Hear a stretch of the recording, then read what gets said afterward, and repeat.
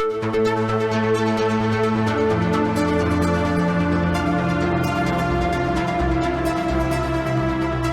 and welcome to the Sensibly Speaking podcast. This is Chris Shelton and I am your host. Thank you for joining us this week and for inviting me into your home.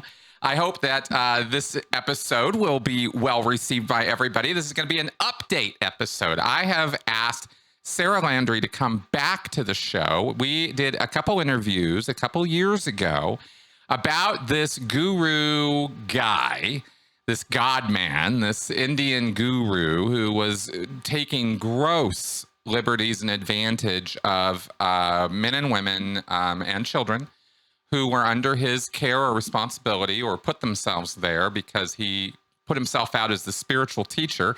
His name is Nithyananda. And Sarah was a disciple of his. And Sarah, you were from, now Sarah, welcome to the show. Thank you. Thanks for having me back. Yeah. Yes, thanks for coming back. I really appreciate it. I see I've been following you on Twitter. Now that I'm back, I followed you again.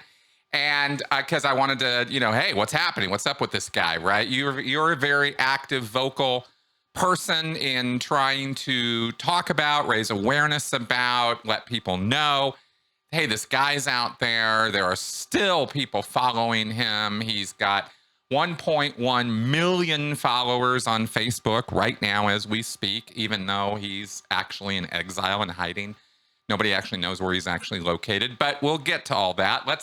Let's go ahead and get the update here. And obviously, we're coming at this with the perspective that you, the audience out there, have watched or checked out our earlier podcast. We're not going to try to repeat Sarah's entire story here. It was extensive. It was disturbing. There was a lot to it.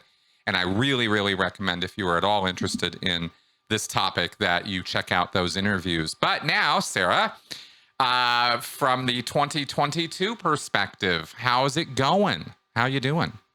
Yeah, in some ways, I feel like it's going really well as far as public outrage and exposure is concerned. And in other ways, I feel really demoralized that, legally speaking, we haven't made any progress at all since last we spoke. Right. So, yeah, it's a little good, a little bad.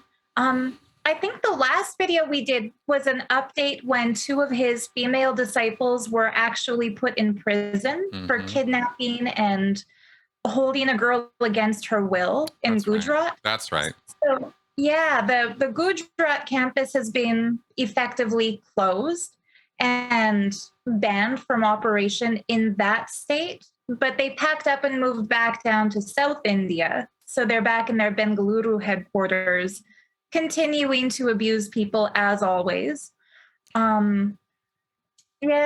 So the bad news is those 2 women served 3 months of their sentence. They're out on probation, continuing to abuse people. Man. India doesn't really seem to be doing much to stop the abuse. And they easily could if they wanted to. They choose not to. The Ramanagara and Bidadi police still have not opened the investigation for the report that I tried to send them 3 years ago about child beatings and sexual abuse. Wow. So legally speaking, I'm feeling a little annoyed. I still feel like we're going to win this. And taking Nexium as an example, it's doable, but law enforcement has to want to help. Right. First and foremost. That's right. So, what are you running into? There are a lot of, all of us here, the cops won't help, and we immediately jump to our personal reason why we hate on the cops, right? But Indian police, and India is a big place. There's a lot of people there, especially in northern India, as we were talking about before the show. The police there are certainly have issues, and there is certainly corruption there. But I don't know that is a suitable explanation for why this particular case not being dealt with at this time. What can you tell us about what you're running into with that? Yeah, well, with regards to India, I feel that Bengaluru not Bangalore-based police, but the Ramanagara police outside of Bangalore and the Bidadi police, it's 100% bribery and corruption. It is. Okay. Definitely guaranteed. One other escapee who contacted me after they fled from the cult told me that they were actually with a lady named Achala, who's one of the swamis in charge of their legal department. Basically, she oversees the lawyers in the rape cases and the land grab cases that have been filed against the organization. So she said that Achala bragged to people one day that she got a call from the Ramanagara police telling her Sarah Landry is trying to file an FIR against Nithi, and that they were given the opportunity to stop it. And so obviously that means the police asked them for a bribe. She's trying to do this FIR. Why don't you do something to stop her? Right. And what, I'm sorry, let me just for the audience, what is an FIR? FIR, it's a charge sheet that would give them the authority to do an investigation. So in India, FIR is the name that they give for a police complaint that the police accept and start to take action towards. And so what I reported in that attempted FIR was an incident that I refer to as the December 31st beatings, when every single child living in his residential Gurukul was horrifically beaten. Right. So I gave details, I named names, I gave the exact times that it took place, I named the adults who were involved, and they came back to me and said that the report was frivolous. And I just don't understand how kids being tortured could be perceived as frivolous by the police who are meant to be protecting them. Absolutely. So it's mad. Yeah, that's frustrating. Yeah. What, so is this commonplace over there as far as like people trying to lodge complaints? You're not the only one, certainly, who's tried to put an FIR in. No, definitely not. Yeah, it is normal. There was a Tamilian guy who tried to file a complaint in the same police station. And within an hour of his arrival at the station, they kept making him wait. And finally, goons from Nithyananda's campus arrived and beat the shit out of him. Oh, my God. So those police, they're not only corrupt, but they're conspiring with the cult to silence whistleblowers, to shut down cases. And this is why I say, like, if they wanted to do something, they could. They could send officers into his campus, isolate people and interview them in a way that they know that they're safe. I think the Gujarati police handled it beautifully. They received the warrant. They went in with the parents of the abducted girls. They interviewed each kid separately. They shut down the campus after discovering that the cases were true, that kids really were being abused. They kept the computers of the administrators who were inflicting the harm. So I feel like if the South Indian police followed the example of the Gujarati police, this cult could already be over. Yeah, I see that. Yeah. I was just looking up a map here of India because there's so many states and I'm so unfamiliar with it. So where was the place where they actually took action? Gujarat. Okay, and that is basically on the westernmost state of India. If you're looking at India, which is kind of this diamond-shaped country, on the one on the farthest left would be Gujarat. Yeah. So I really applaud the Gujarati police for what they did. They were definitely up against a lot of pressure because some of Nithi's wealthiest devotees are Gujarati. And I feel like that's why he thought he would be safe to have his campus in that state of all states. And so that shows that the police there were not bribable and they couldn't be intimidated. So one of the things that the cult did as a retaliation against the Gujarati police is that they put false cases against the officers who had gone in, claiming that those officers had sexually abused the kids. And that's the MO of Nithyananda cult. Anybody who does anything to expose their crimes or to put an end to their crimes is accused of raping kids. And so Gujarati police actually have cases filed against them by cult members claiming that they sexually abused the children who they were rescuing from this cult. And I think that's another reason why South Indian police don't want to get involved, because for one reason, they're being bribed by Achala's dirty lawyers. And then on the other side, they would be threatened that if you do file this FIR or if you investigate, you will have a rape case put on you. And now it's not, now obviously these cops are not actually doing that, and there wouldn't even be evidence of it. So this is really just harassment using the law. It's not like they think these cops are actually going to go to jail. Oh, definitely not. No, this is just their way of saying, you expose the crimes we've committed, we'll falsely accuse you of crimes.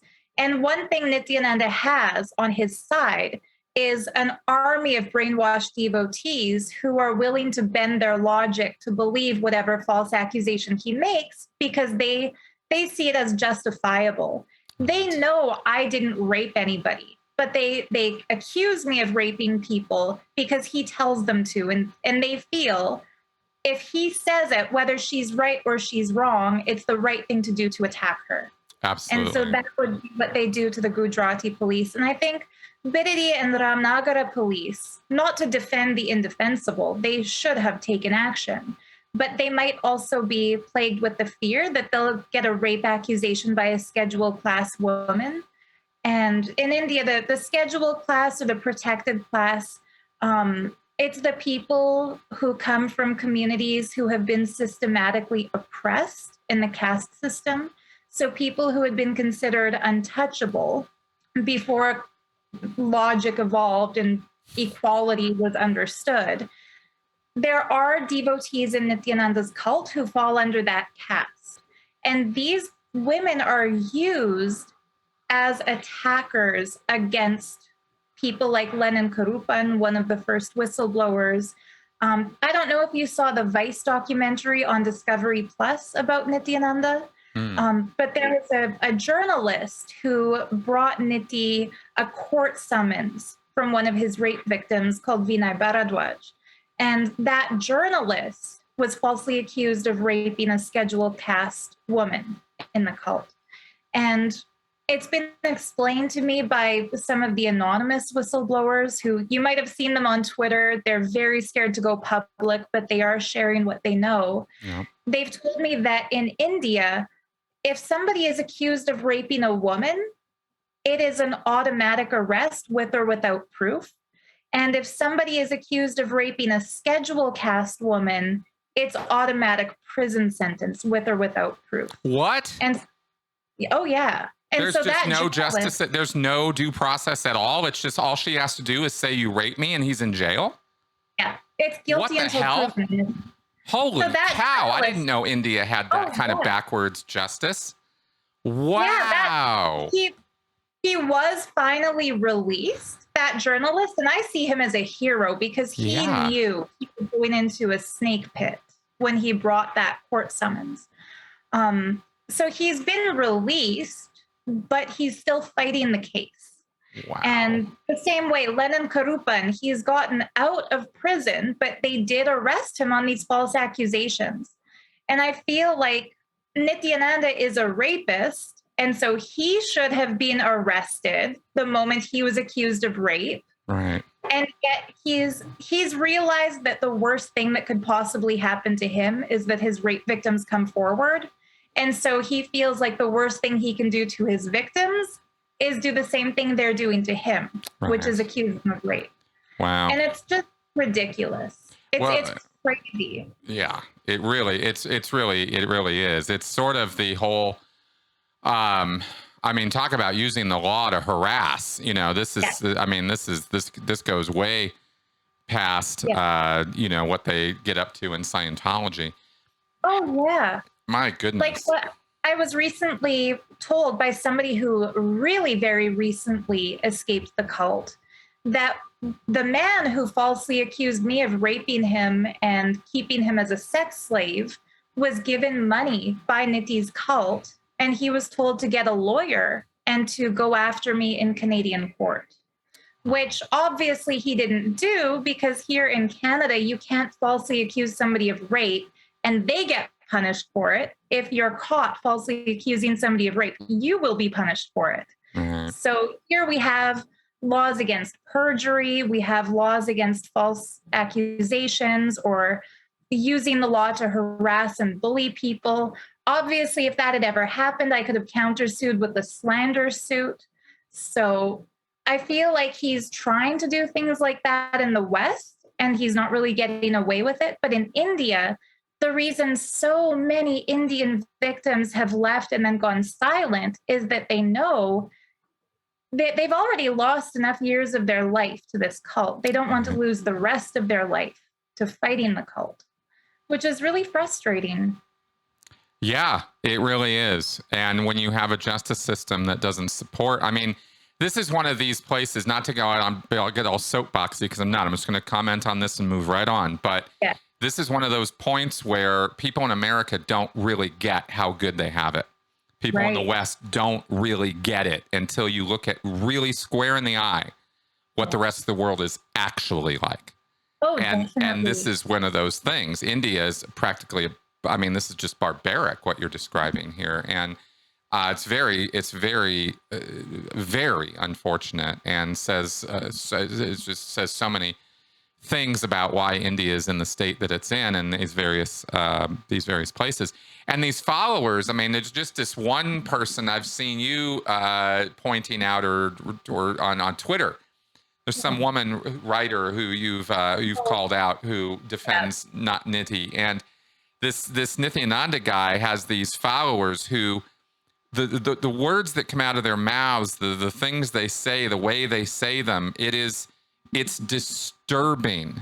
Yes. How clear the brainwashing is. I mean, it's really, it's so obvious. I don't even know these people, but I can see just from the words they use, the way they're writing, the emphasis they put on things. You're like, wow, this person is completely out of touch with reality, and you can actually read that in their tweets.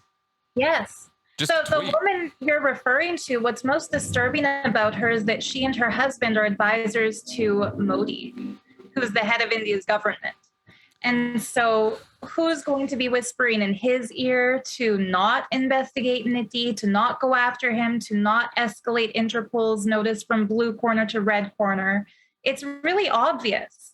Right. And they're brainwashed to the level that they don't realize how obviously they are brainwashed. Right. Those of us who look at their tweets with critical thinking or with, I mean, congratulations, Chris, on your degree. Oh, thank you.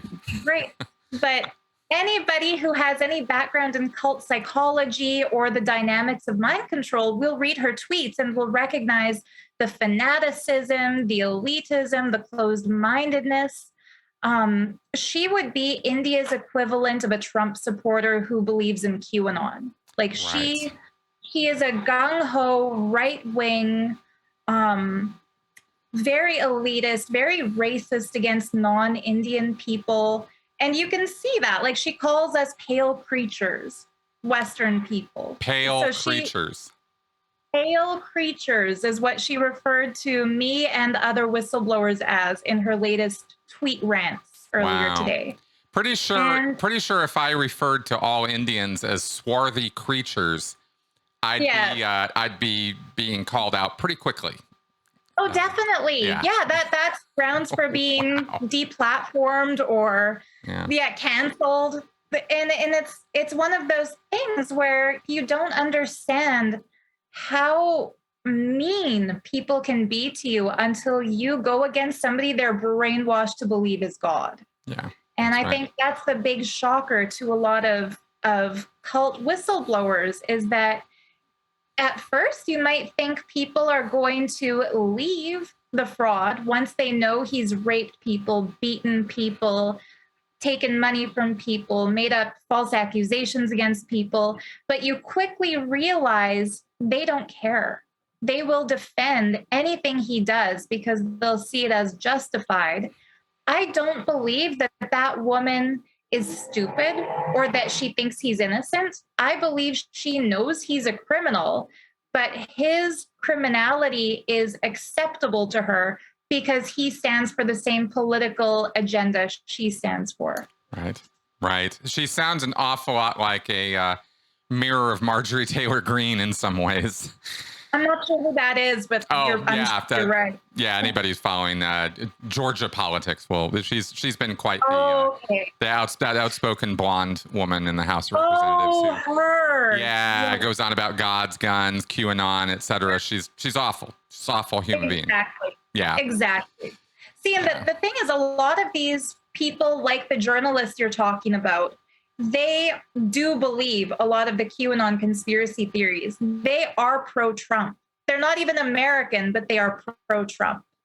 And they believe Trump would have their back in fights like this one, even though he's more the Christian right in the US, they equate themselves to the Indian equivalent of that. Right. It's really messed up. But Nithyananda instructed all of his American followers to vote for Trump. And so there's this weird, like, right-wing cultiness that has permeated a lot of India and a lot of conspiracy theories.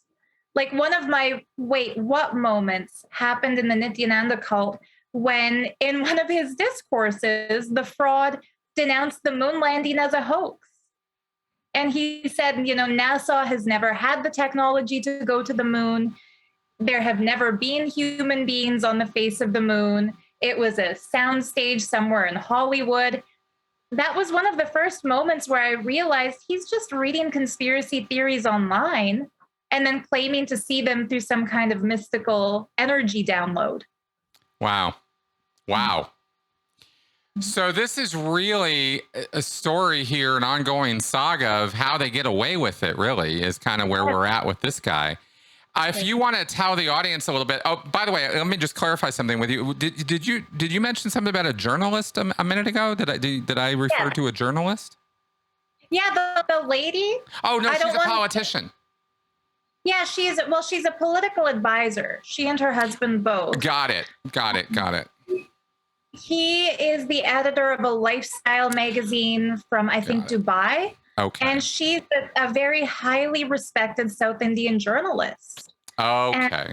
Chris, I don't want to give away my strategy plan, but as soon as I saw she had won a so-called award from Nithya, proclaiming her some kind of defender of his tradition, I saw that as a great opportunity to expose how brainwashed and mind-fucked these people are. So I kind of deliberately called her out in a tweet, hoping that she would do something like this, like retaliate with a bunch of nonsense, and she did.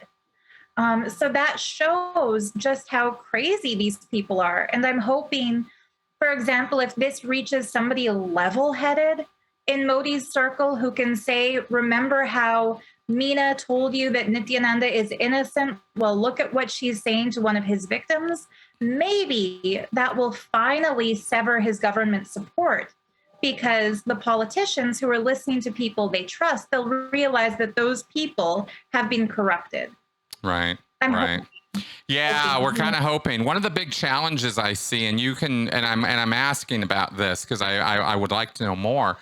But one of the things that I was reading and seeing and thinking about with India specifically is that, the idea that there are God men, that there are gurus, and that they are real, that they have real insight, real spiritual awareness and ability, is culturally doesn't seem to be a problem. They seem to be a rather accepted thing that this is real and that people are like this and that gurus are a thing. And here in the U.S., we don't really, even pastors or preachers or a Joel Osment or something, we don't look at them as people who have, unless you're, in their brainwashed inner circle, you don't necessarily think of them culturally. We don't look at them and go, oh yeah, definitely, ESP, telekinesis, God gives them all these powers. We don't buy into that, right? We just go, that's a bunch of bullshit.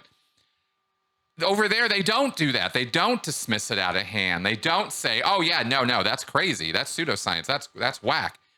Am I right in that assessment? That's what I was reading a bit about. I think some people do and some people don't. Just like there would be Americans who believe in charismatic healers touching a person and speaking in tongues and bringing down Mm, some kind of Holy Spirit.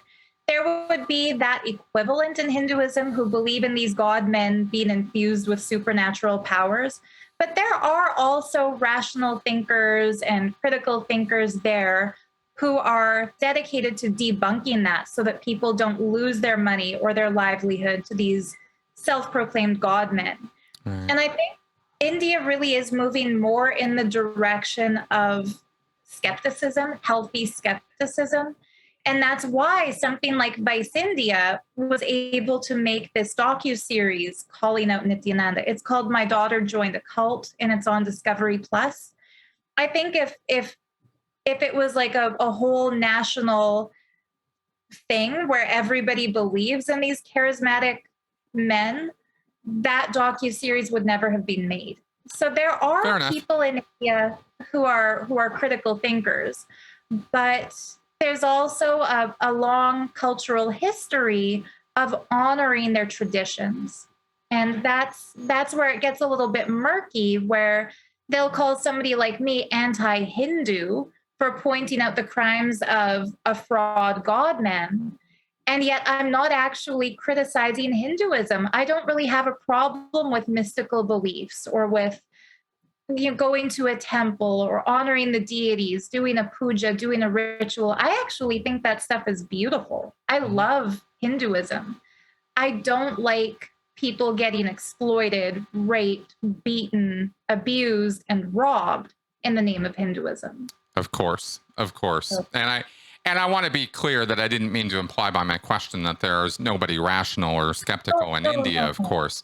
Yeah, I was thinking about the cultural acceptance level of right. spiritual claims, and it seems to be a very spiritual culture, Yeah, and it is. steeped It in, is. in centuries of tradition Yes. of Hinduism. And so I guess I was sort of, trying to compare it to the American skepticism where we're a little Uh, bit more grounded, but yeah. obviously, here in the US, we got our brand of televangelists and all the nuttiness as well. So there's Yeah. always a balance. I guess I was just kind of Oh, wondering yeah. about that cultural point. But really, the corruption is really the thing that is the most telling here as to how this guy's getting away with what he's getting away with. Now, right now, could you explain to everybody like where we stand with him? Because as I understand it, he's a little MIA right now. Is that like nobody knows where he really is?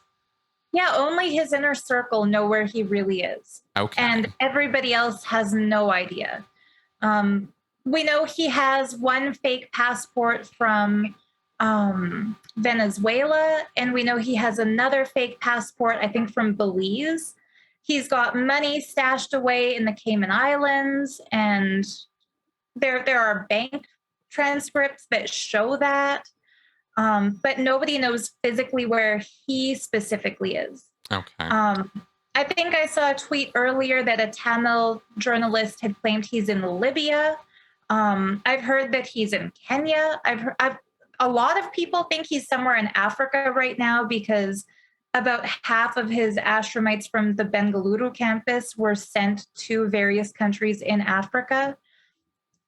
Hmm. Insider told me that the reason he's sending people to all these really strange little countries, and countries are strange to send ambassadors to cult to those countries.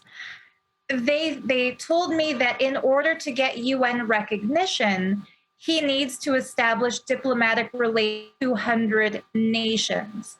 And so he's sending people to the countries he believes can be bribed to sign a treaty with the Hindu nation of Kailasa, which is a made up nation he's inventing to try to get himself some kind of diplomatic immunity. And what he doesn't understand is that human trafficking is illegal everywhere. Even if you establish your own country and write your own laws that allow things like prostitution and money laundering and rape, that does not make you above the international law. And for example, if the president of the United States came to Canada and raped a woman and trafficked another woman, even though he is the president of another sovereign nation, he could be charged in Canada for those crimes. And so what Nithya doesn't realize is that by raping people in India, he could still face the courts of India, even if he establishes a new nation. Right. Yeah, exactly. Not to mention there are international courts at that point as well, right? As we know in The Hague. And the UN has their own procedures for that, right? So yeah, there's no hiding from this, although I kind of get the strategy there of, oh, well, I'll just become a sovereign. And there's questions as to whether or where this country, what's it called again? Kailasa, right. So he's literally inventing a country, guys. Yeah, he's inventing a country and also implying that he himself is the physical living embodiment of Lord Shiva, who traditionally, as per Sanatana Dharma, resides in the sacred mountain of Kailash. In a South Indian accent, that would be called Kailasa. So he's inventing a country and declaring himself Shiva in one go. Wow. Okay. Well, now, don't think small, right? Nope. Man. Yeah. And you see this sort of weird thinking that, oh, well, if we do this, then we'll somehow get away with committing all these atrocities and abuses. Like I saw this thing in this Daily Beast article, which I'll read to you from. This is just another kind of weird example of trying to skirt the law by doing something that I guess looks legal, but there's no way this is going to fly as a defense for sexually assaulting people. It came to light, it says here in this article, it eventually came to light that God-man had the students of his ashram sign a sexually explicit non-disclosure agreement. Did you read about this? Yeah. Yeah. We've opened this. You've seen this? Oh, yeah. Yeah. It says here that would scare the hell out of loving parents from any culture. According to India Today, the clause reads, and this is a quote from the article, volunteer understands that the program, with a capital P, I guess his program, may involve the learning and practice of ancient tantric secrets associated with male and female ecstasy, including the use of sexual energy for increased intimacy / spiritual connection, pleasure, harmony, and freedom. Volunteer understands that these activities could be physically and mentally challenging and may involve nudity, access to visual images, graphic visual depictions, and descriptions of nudity and sexual activity, close physical proximity and intimacy, verbal and written descriptions, and audio sounds of a sexually oriented and erotic nature, etc. I mean, just because you have somebody sign that doesn't mean you can rape them with impunity.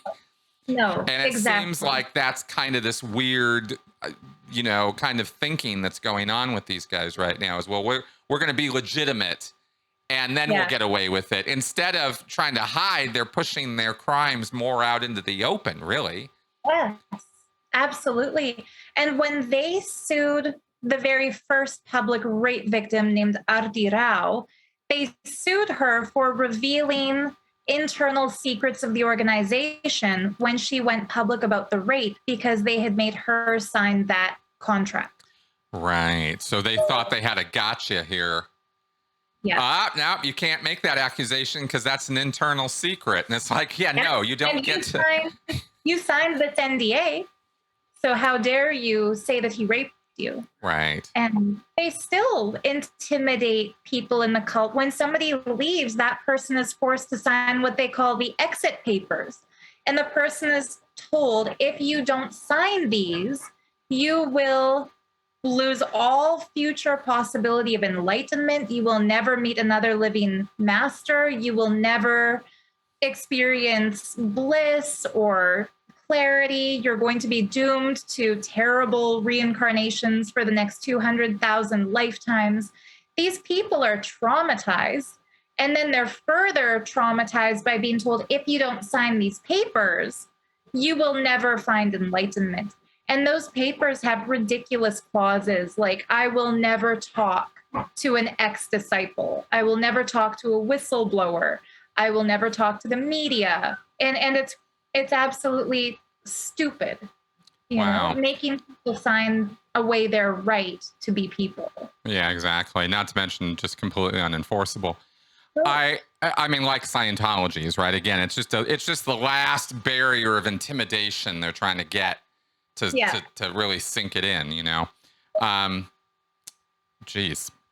What else do we know right now about this, you know, country in creation that he's doing? I mean, I've read maybe there is a physical location for it, but it seems more like it's actually a virtual country of some kind. Oh yeah, it's and nobody, honestly, Kristen, nobody really knows, because the people who are his most trusted inner circle, his pilot, his airplane technician, Ranjita, who is his Ghislaine Maxwell, those people have not left him, and they're not talking to anybody because they are either kept like indentured slaves in the case of his pilot and plane technician, or they're his co-criminals like Ranjita.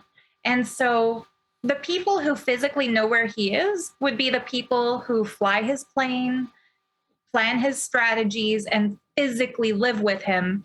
Everybody else who comes forward, they're coming forward with the little bits that they know, but those are only pieces of the puzzle, and we don't really understand where they fit in specifically. So we know he has people in Africa. We know he has people in South America. We know he was at one point in time in Trinidad, and another point of time he was in Ecuador, and another point in time he was in Haiti. Other than that, we don't know. I've heard that he was given a presentation by some of his core supporters suggesting he copy L. Ron Hubbard, buy a ship and emulate the Sea Org and just sail out into international waters. But he is terrified of water, and so he vetoed that plan. He's a super god man, and he's terrified of water. Yeah, he's terrified of water. He's always been afraid of water and doesn't know how to swim. Blankly refused to copy the Sea Org. Right. And so wherever he is, it's somewhere on land. He likely flew there, and other than those details, we don't really know where. For a long time, people thought he was in Vanuatu because all of his assets were put into a tax haven bank there. But that account was closed and shifted. And so now we don't really know. Got it.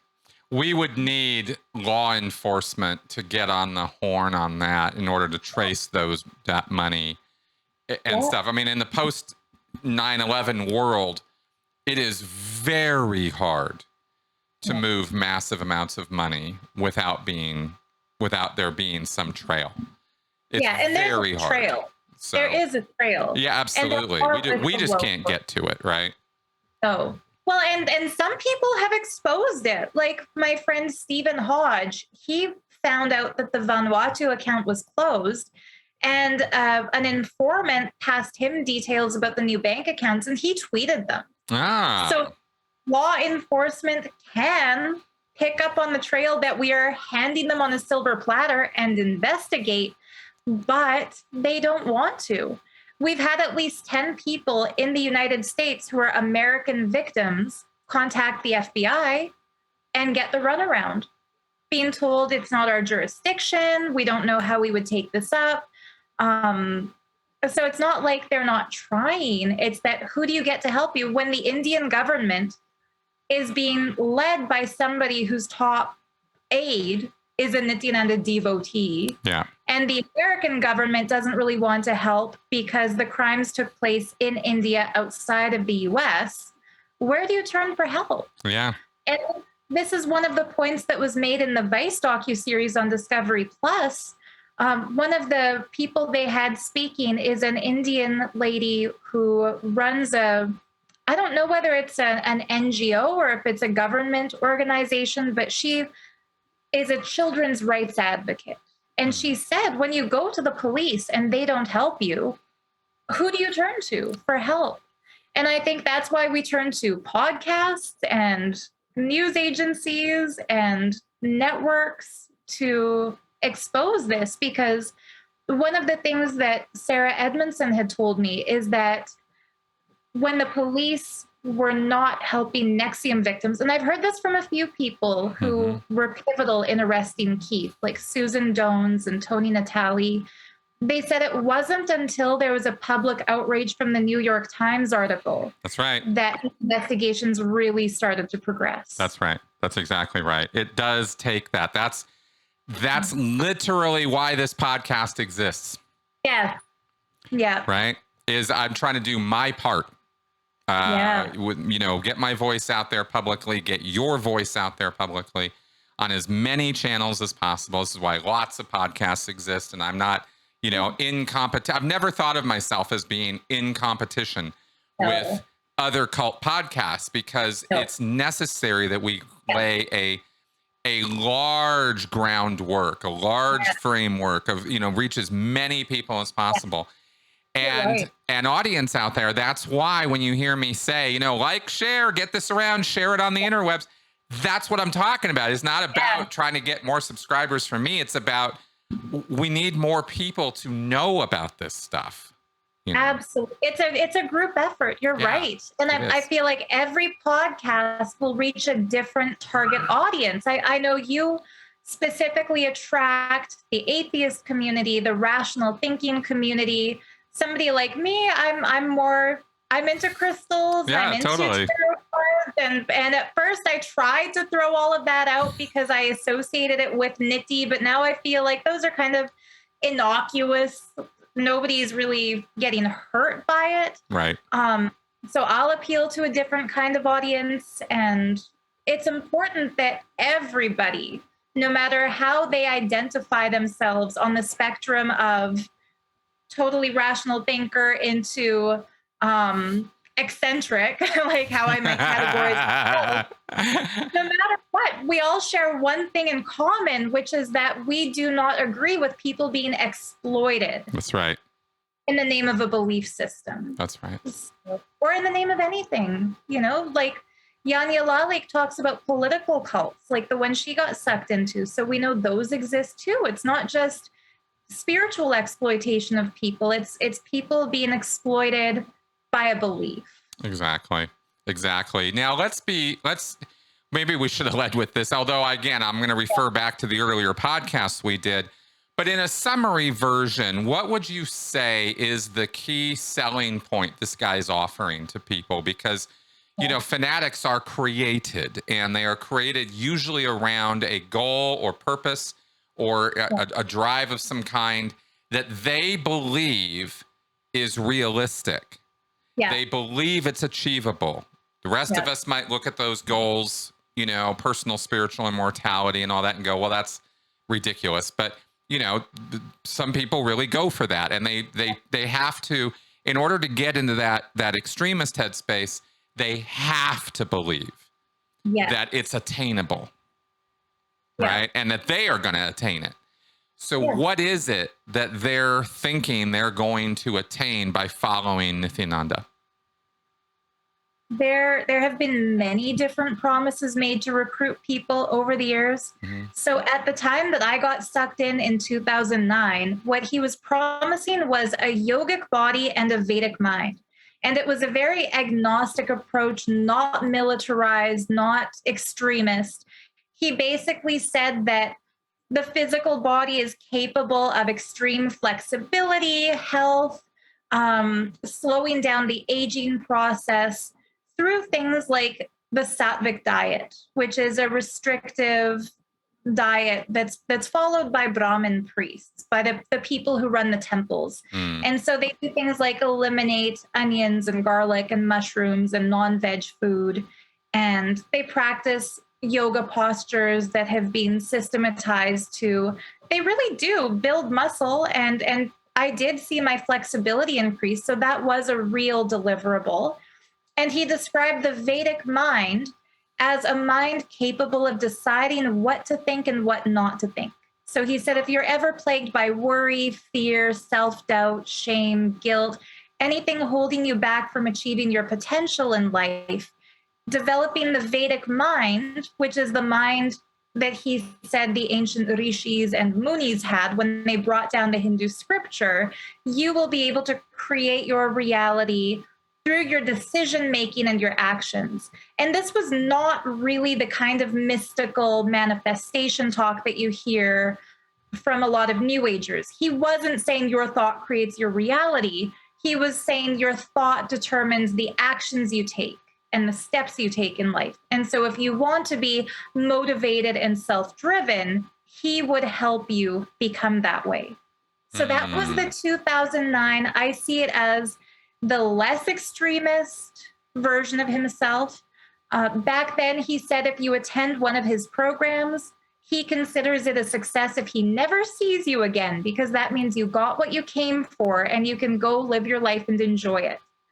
That shifted in 2010 when he got out of prison after his first rape arrest. And suddenly he was saying that he had updated his technology and that he was systematizing a step level to achieving the higher form of yogic body, Vedic mind, which is living enlightenment, Jivan Mukti. And that enlightenment is not a goal, that once you've reached it, you can move on and live your life. Enlightenment is constant personal evolution. And for that, you need a guru to take you step by step, who can watch you and see that once you reach one level, he'll initiate you into the next level. So when I first found him, it felt very safe because it was like, you get this technology, you learn this yoga, you read these scriptures, and then you live your life. Post 2010, post sex scandal rape charge, it became, you have found your guru, now don't let go of him. Come to a program once a year. When you're at home, advocate, recruit other people in. And at that point, he told us the only way the planet Earth can be saved from the destruction of humanity is if 1 million people get initiated by him to become enlightened. And that number increases every time another program happens. Okay. So it's like 10 million now or something? Who knows? Yeah. Who knows now? And the numbers are all inflated. Like, he claims that he is the supreme pontiff of Hinduism with 2 billion followers.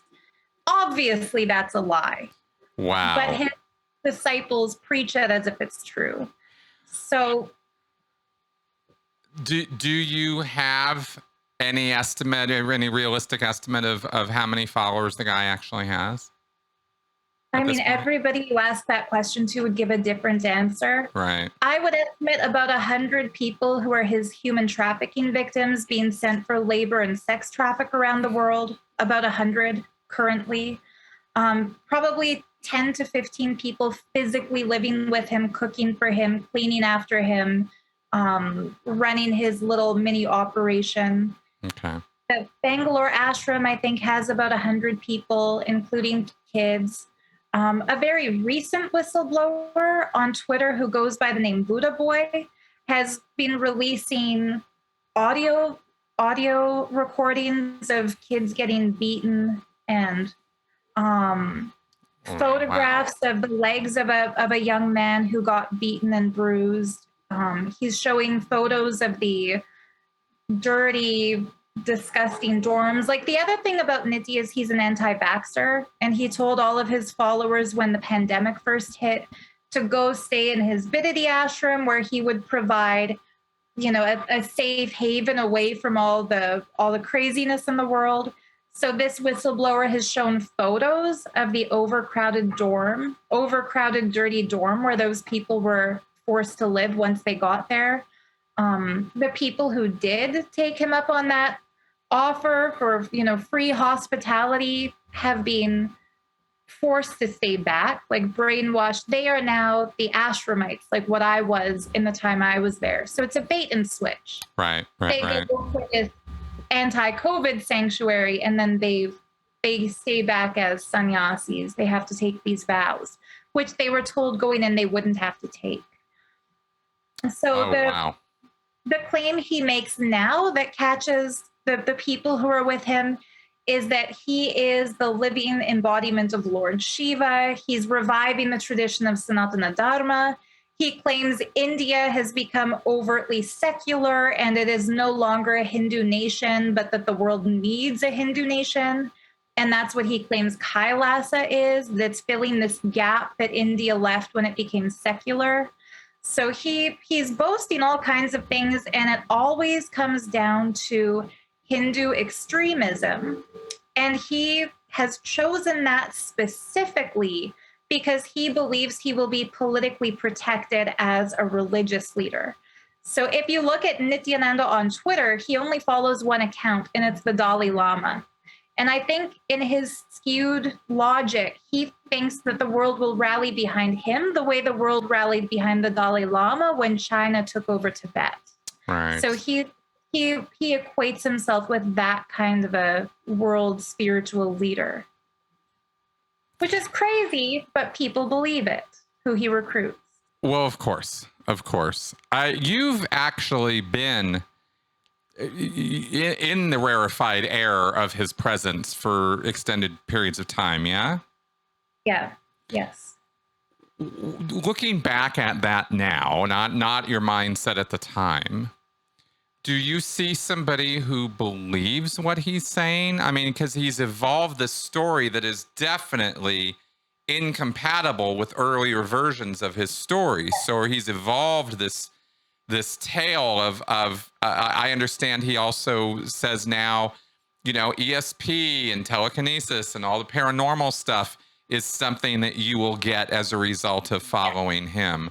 And again, his followers have to be in a place where they believe these are achievable, attainable goals, even though nobody's ever seen anybody do any of this stuff for real.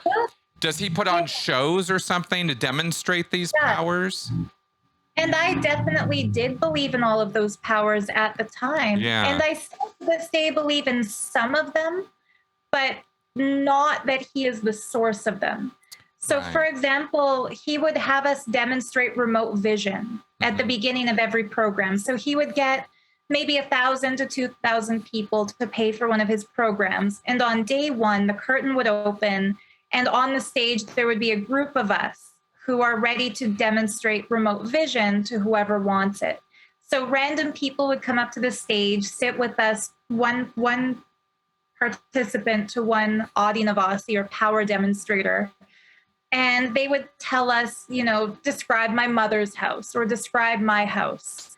And I would be lying if I said that it wasn't accurate when I did these. Now, it is possible that people lied to me and told me, yes, that's exactly what my house looks like. But there were some things that I really wouldn't guess if I had been just guessing. Like, for example, one man, an American man, well-dressed, sat in front of me and said, okay, tell me about my house.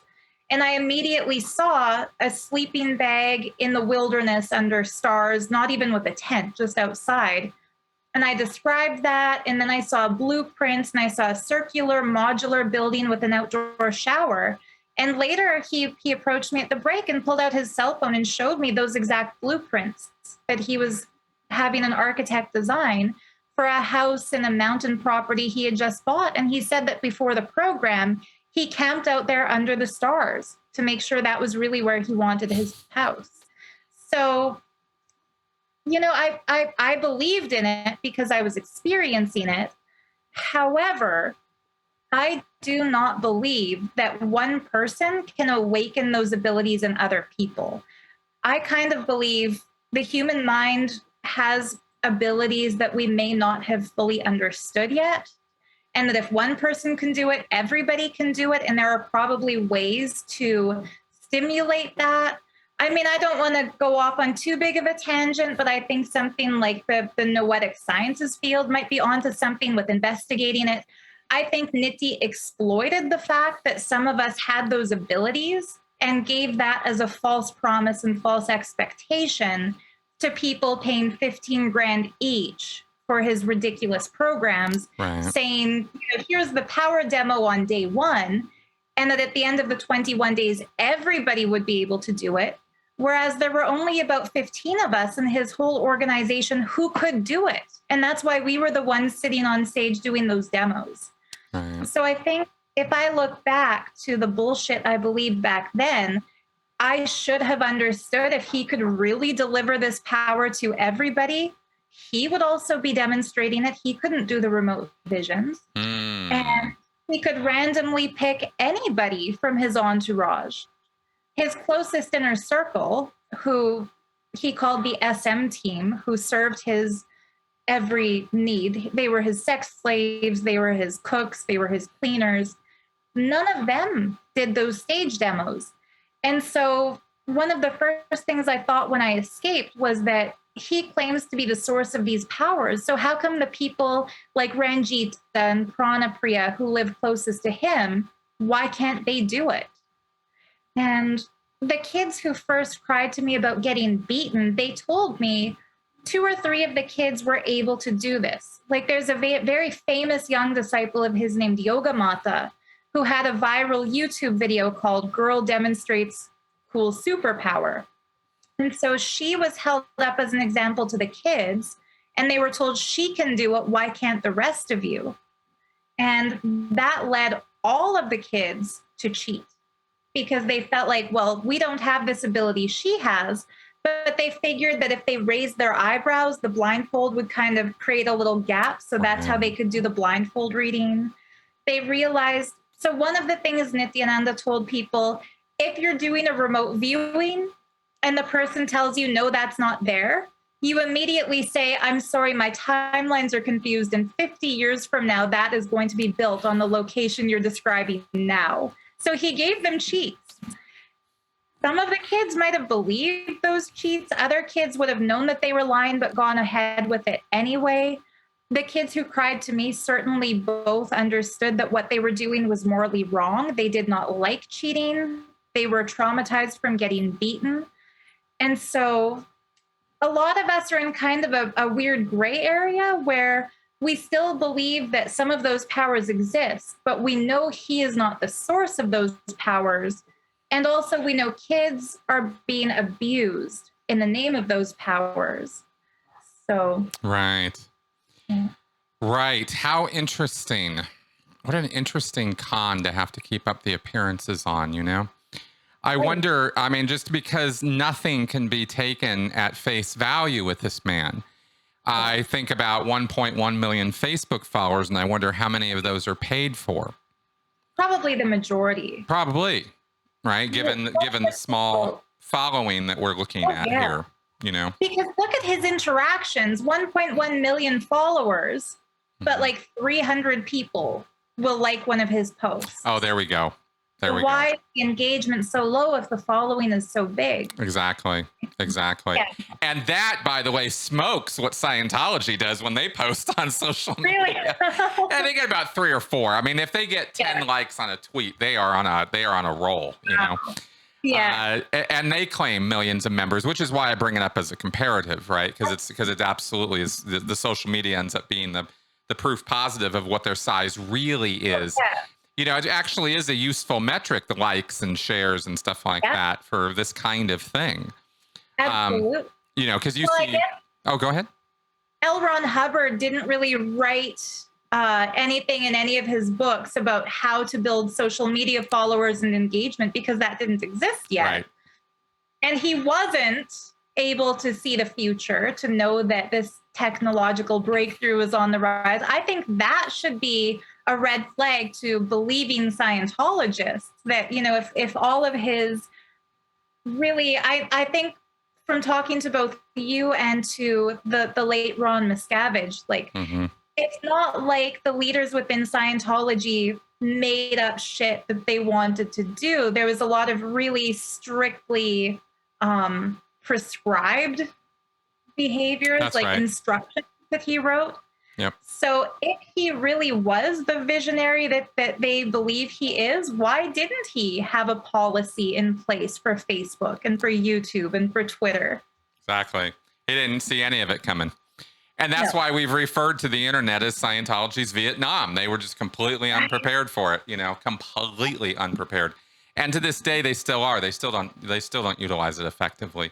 No. And they're not going to be able to. That's the thing about destructive cults, is their very nature prevents them from being constructive. Right. All they know how to do is be destructive. And at the end of the day, it's really something being driven by the personality and proclivities of the cult leader or leaders. And here we have, L. Ron Hubbard. Well, this guy was all about self-aggrandizement and ego.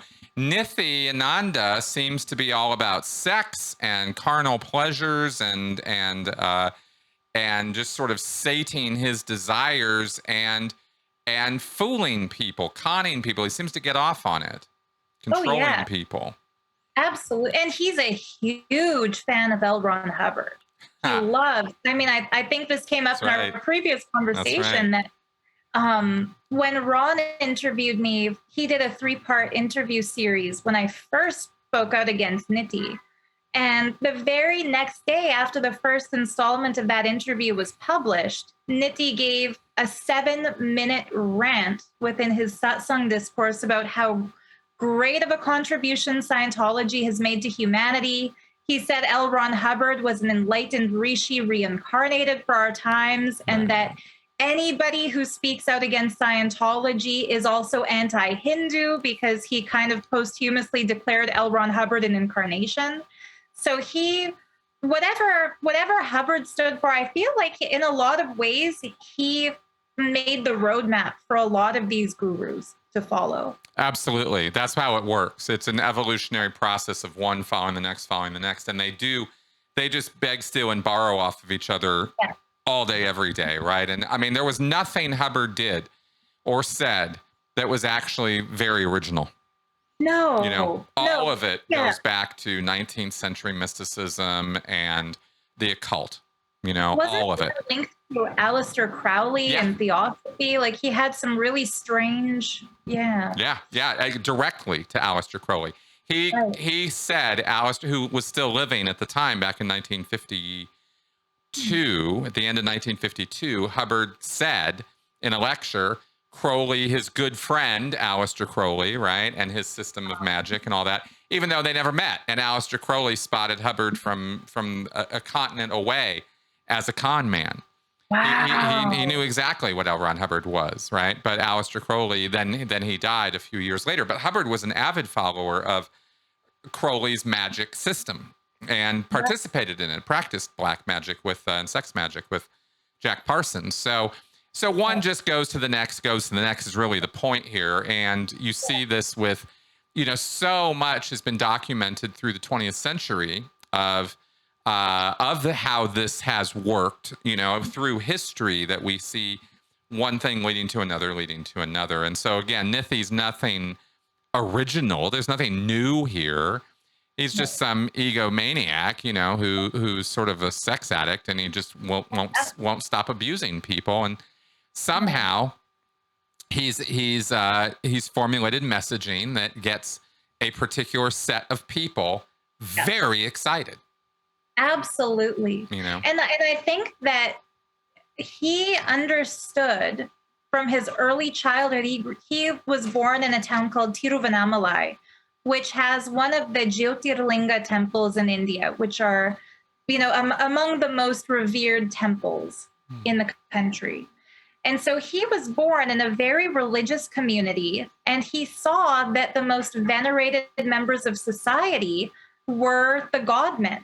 And so he aspired to be that from childhood, seeing this is how you get respect. This is how you make people listen to you. This is how you get popular. And he emulated them, grew up, discovered Osho, started emulating him, went to California, discovered Hubbard, started making all of his followers read Dianetics and build a pyramid scheme similar to Scientology's model. So it's like, anytime he saw somebody getting a little bit more respect or a little bit more worship, he would incorporate that into his structure. Yep. And it was 2012 that he tried to get himself all kinds of endorsements from the Hindu establishment in India.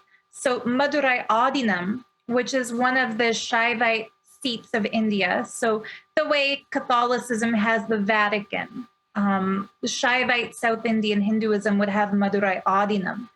And he tried to get the 293rd Mahasamhidanam, so the head of that organization, to name him as the successor. Mm-hmm. And that man started the process of doing it and then figured out what Nithi actually was and denounced him. But Nithi still claims to hold the title of 294th, even though the man he tried to con denounced him, and he has been banned from that place. Right. So, and he tried to pull the same kind of thing in North India with one of the Shaivite organizations there. So he's tried to make himself, a pillar of Hinduism legitimately, because he sees that these organizations have the public approval of the average Hindu. Right. And especially when the Hindu party was elected into government, he thought they will protect him if they see him as a persecuted Hindu minority.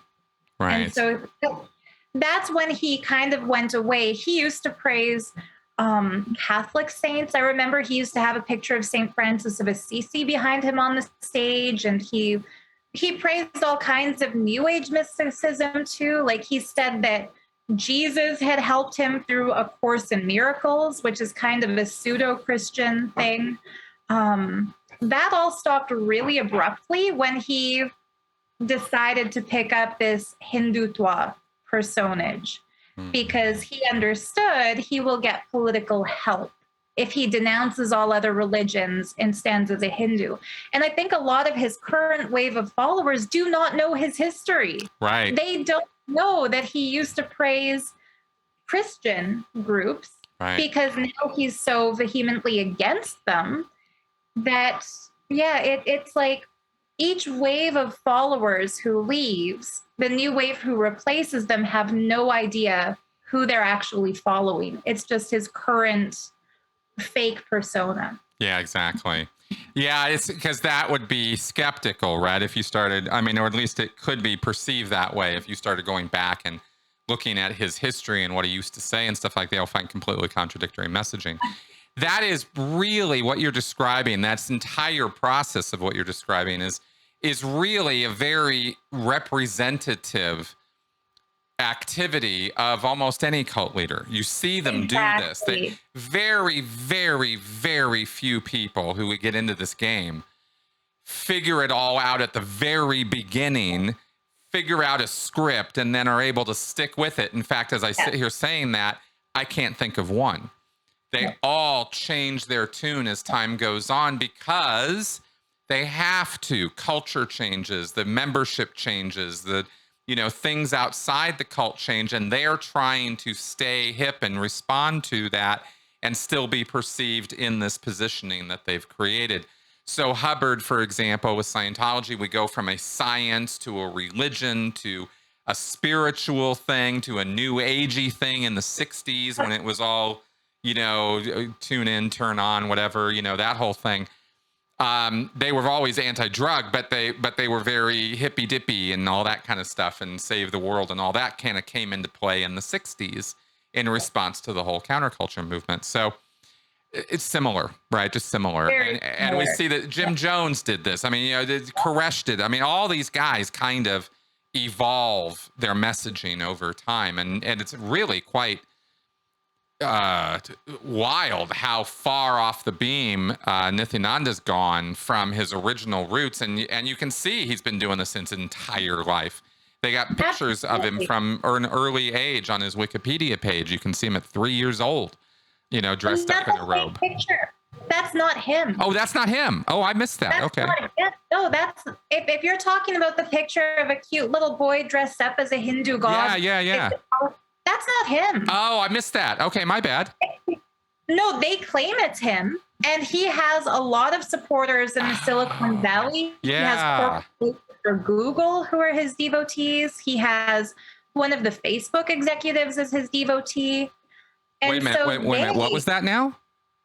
A Facebook executive and a Google executive are cult members? A Google corporate lawyer is one of the Google corporate lawyers for Google, maybe even two of them. I think one lost his job. I'm not sure how many of them are currently lawyers for Google, but yeah, he has very high level people within Silicon Valley who are his disciples. And so you can't look at his Wikipedia page as an accurate. Yeah, because it shows a bunch of Nithyananda. I did read this right. Nithyananda at various ages, and it shows him. Yeah, but okay. no, that's just some picture that he found of a cute little boy. If you look at Nitty's like the biographies that they had given of him in the temples in 2009 up to about 2016, the only childhood photos of him are in black and white because he doesn't come from a super wealthy family. And color photography and color film development wasn't that big yet in the early 80s when he was a child. So that photo, he claimed, was found by a disciple in Tiruvannamalai in 2017. But that's not true. That's just a picture they found of some cute kid dressed up as a god, and then they claimed it's him. If you look at his actual child photos, the facial structure is different. Nitty had a very large, prominent nose with a black mole. That little boy doesn't have that. Right. And he had those even in his baby pictures. So it's like completely different face, completely different child. It's a full color photo, whereas all of his pictures back then were black and white. We all know it's fake. Even the people who published it in his so-called autobiography know that it's fake because they're the ones who purchased it. So he lies about everything. He claims his birthday was January 1st, 1978. It was actually March 13th, 1977. And that date might sound familiar because he shares the birthday of L. Ron Hubbard. 13 March. Yeah. That's Nitty's birthday. That's so funny because, right here on the Wikipedia page, 1 January 1978. Yeah, that's a lie. It's all a lie. Wow. His actual birthday, 13th of March, 1977. But he thought being a New Year's baby would make him seem more like an incarnation. So he tells people he's born January 1st. Wow. Everything about his life is a lie. Yeah, I get it. Okay, well, I'm just sort of sitting here having to reprocess everything I've read here today on that because I got to go, okay, nope, tag it with false claims. Privately, Chris, I can tell you who his Silicon Valley followers are. I don't want to risk a libel suit for either of us. Yeah, of course. I can fill you in because I think they're behind editing his wiki page, making sure only the stuff supporting him comes up on the first page of Google search results. Facebook donates to him every Giving Tuesday. They collect donations for his temple, and Facebook matches those donations. So I think a lot of American companies are supporting him, whether knowingly or unknowingly. Facebook matches donations made to Nithyananda? Yes. Okay, I'm sorry. Hang on a second. What the fuck? What? Yeah. Since when do these guys? I mean, I knew Facebook was bad, but why? What? Please tell me more about this.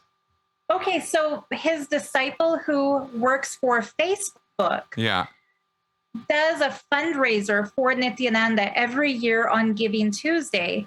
And I think what happens is that when employees do fundraisers for charities of their choice, Facebook as a corporation matches all the donations that employee collects on that day. So they match the donations this man collects for Nithyananda. So Facebook is literally funding him. Not this is not speculation. This isn't what it's documented. It's on this man's Facebook page. Facebook matches all the donations made to Nithyananda on Giving Tuesday. Jesus Christ, man. Yeah. Wow. The lady who beat the kids in the December 31st incident is in the Los Angeles Nithyananda temple. That's where she has been. And so this is why I'm saying, like, the jurisdiction does, to a great extent, fall within the United States because American kids get beaten.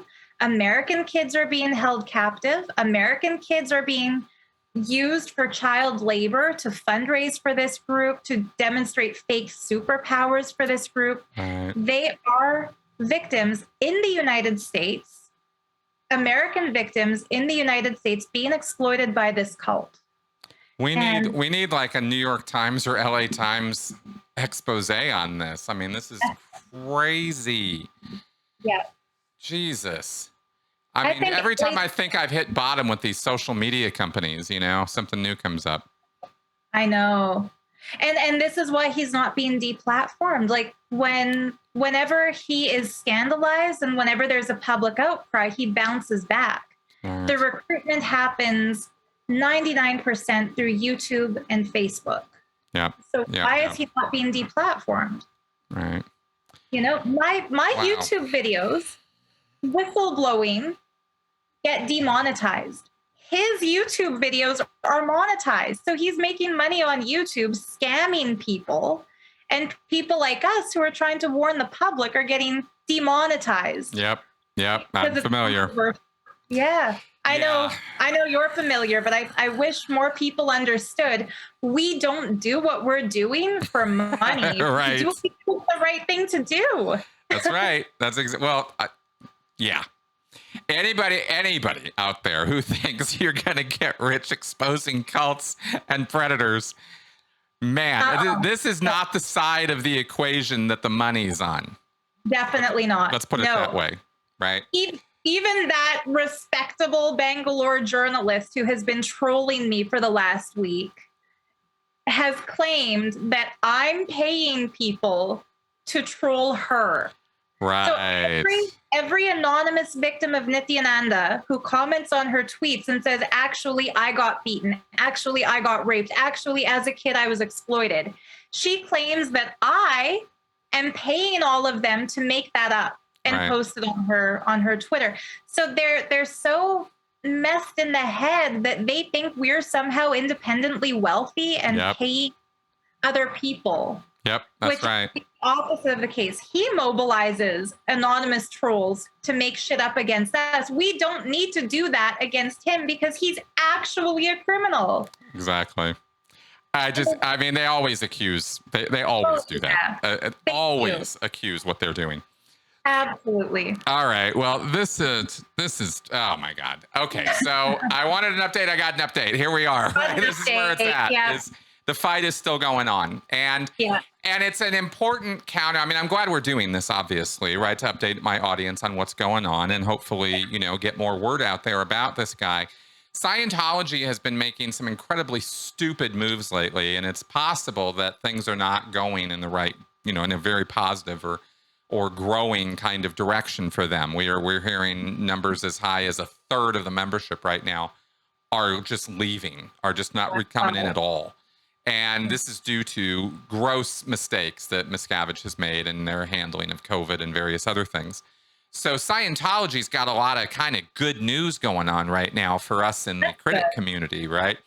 Yeah. This unfortunately is not mirrored with the Nithyananda problem right now, and it really is an international problem. This would be very much akin, actually, in a lot of ways, to trying to get Hubbard when he was out on the ocean. Yes, very much so. Absolutely. Yeah. Because even though Nitti hasn't sailed out into international waters, he is effectively hidden. Right. Nobody really knows where specifically he is. That's right. And I've had it explained to me by legal-minded people that the blue corner notice only means that if Nithyananda's passport is scanned in an airport, Interpol will be notified where he is. But because he's using fake passports and because he's landing in the kinds of countries where airport staff can be bribed to look the other way and not document his arrivals, there is no investigation right now to find him.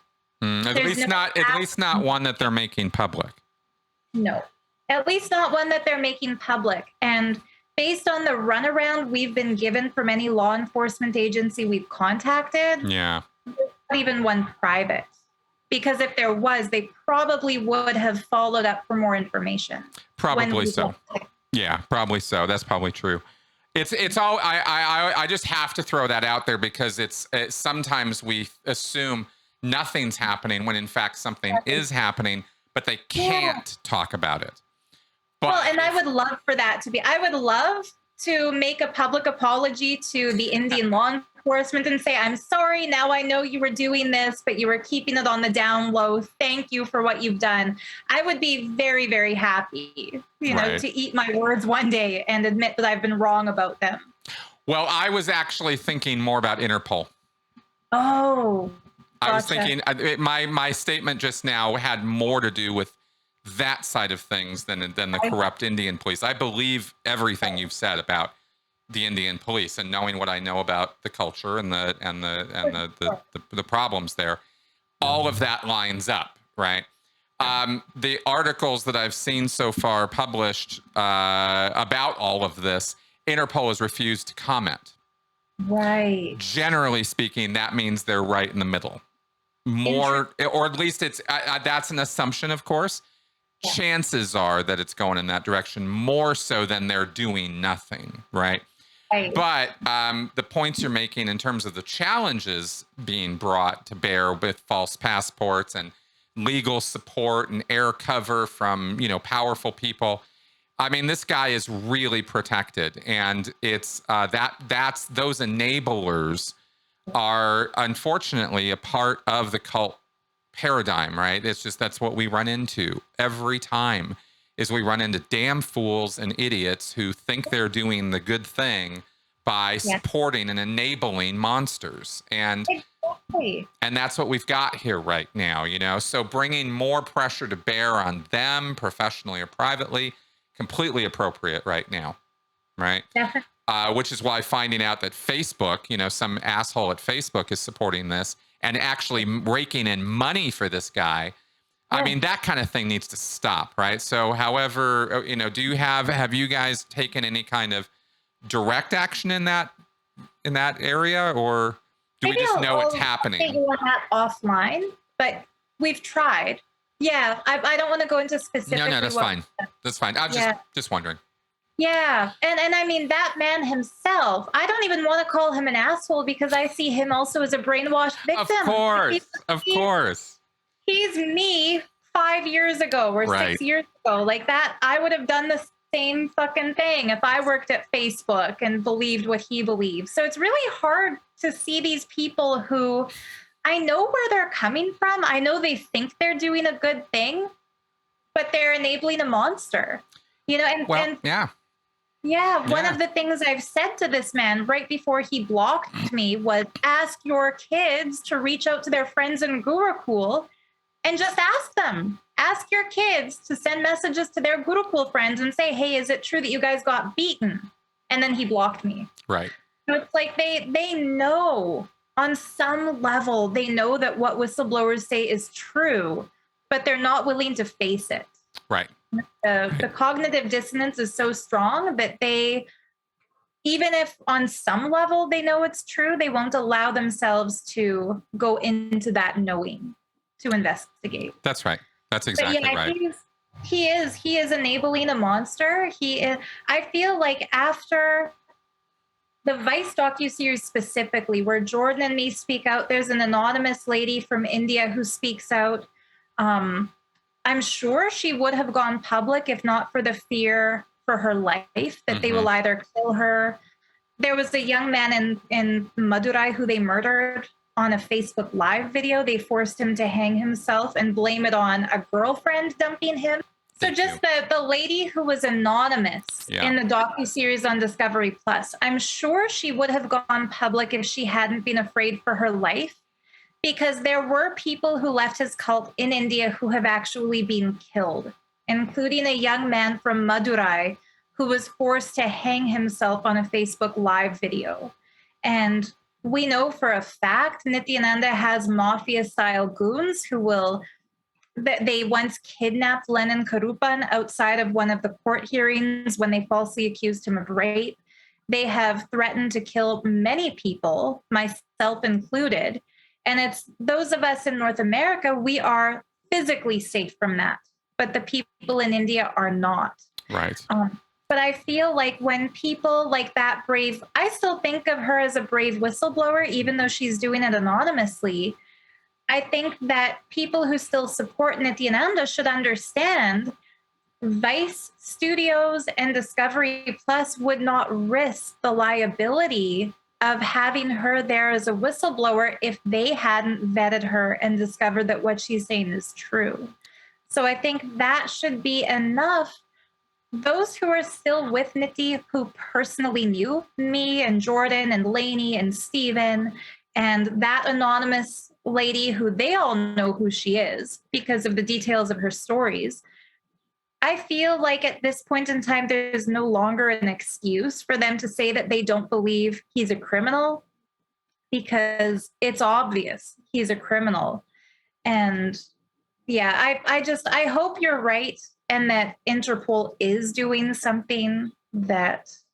Yeah, I mean, I'm hoping that too, right? Yeah. You know, I'm more optimist. I'll push my optimism bias more than my negativity bias. Yeah. So I'll push the positive more than the negative, even though either of them, you know, could equally be true.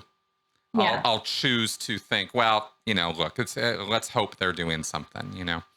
But that also means that doesn't stop me from putting a podcast out, right? And exactly. and everybody and encouraging everybody else to do the same. Yeah. On that note, let's say that we have convinced some people who are watching or listening to this right now that they want to do something about this. Yeah. You know, we've talked about Facebook, we talked about Google. Well, nobody's going to write a letter to Google and bring them to their knees, right? That's not how this is going to work. So what would you recommend if somebody contacted you based off this podcast and said, what can I do? Let's answer that question here first for the general population.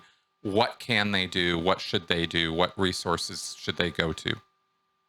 Yeah, well, they could definitely write letters to the members of the Indian government, to, for example, Modi. I think if he received enough public backlash for enabling Nithyananda to flee India and then not pursuing an investigation, that would be great. Mm-hmm. To the Bidadi and Bengaluru police, put some pressure on the Ramnagara police. Why did you not follow up on the FIR I tried to submit? Maybe also, if anybody is hearing this and they have connections with the LA Times or the New York Times or the Washington Post, maybe reach out and I can put them in touch with whistleblowers or, you know, people who escaped the cult in those areas who they could work with to put out an article. I would do it myself, but as a Canadian, I don't know how big my story would be, but there are Americans in all three of those places who would be able to work with a journalist. Right. Watch My Daughter Joined a Cult on Discovery Plus, I think, to understand the backstory of Nithyananda, and even write to Interpol. I think if they get enough pressure from the public, hopefully they really will escalate it from blue corner notice to a red corner notice, which would mean that they have a warrant for his arrest. I don't want them to just find where he is. I want them to arrest him and extradite him to India. Exactly. And I think at this point that's well justified. So pushing them to do that, I think, is a completely good move. Okay, Sarah. Well, you know. No, hopefully next time I'll have a better update for you, Chris. Well, no, it is what it is, you know, and the fight is real, the struggle is real. This is what we do, and fighting these guys is not always fun. It's not always exciting. It's tedious. It's torturous. It is traumatizing even from time to time, right? You know, because of our earlier experiences, and it's very, very difficult dealing with. Well, probably the same way they feel about us, right? I mean, dealing with cult apologists is really hard. You know, dealing with enablers is really hard because you do know there is that struggle of, you know, I mean, I'm still going to say it. I mean, the guy is an asshole, but but I know that's not who he's always been. And it's not who he always needs to be, you know, but right now that's where the headspace is. And, You're right. And that needs to change, you know, and it can change. But will it change? Yeah. Right? It has so much to do with that individual really kind of getting a little, reflective, Yes. and making some changes. But it's very, very frustrating, of course, and I try to stay calm and rational and chill about all this. But when kids are involved, when sexual violations are involved, and when you see, very powerful people enabling this, it riles it up in the same way that you get riled up with a Jeffrey Epstein. You're just I was just, yes, 100%. And I was going to say, like, I think a better comparison for Nithyananda would be somebody like Jeffrey Epstein rather than somebody like Keith Raniere or David Miscavige, because he has political people who he has sent female devotees to sexually serve, and that's how he keeps them supporting him, because he's got that against them. So there's a huge tangled web of collateral that he's holding against people in high positions, and that's part of the reason they keep supporting him. So he is a lot like an Epstein. That makes a lot of sense. I'm very scared for the people who are physically trafficked within his cult, who are with him or who are living in his audience, because I also see the makings of a Jim Jones in Nithyananda. I think if there is a red corner notice issued, if he ever feels like Interpol are maybe honing in on him and figuring out where he is, I wouldn't be surprised if he wants to go out and take all of them with him. And that's the other reason I'm so outspoken for so many years, despite their character assassinations, is that I don't want to see that happen. Of course. I want to see these people deprogrammed and get their lives back. That's right. And some modicum of justice delivered to him. Absolutely. I don't want to see him get out of life easy with a cyanide capsule. I want to see him suffer in prison the way people have been suffering in his ashrams. Definitely. Have to agree, especially again with the number of children who were involved in this. It's rank. It's evil. It really is. And I don't throw that word around a lot.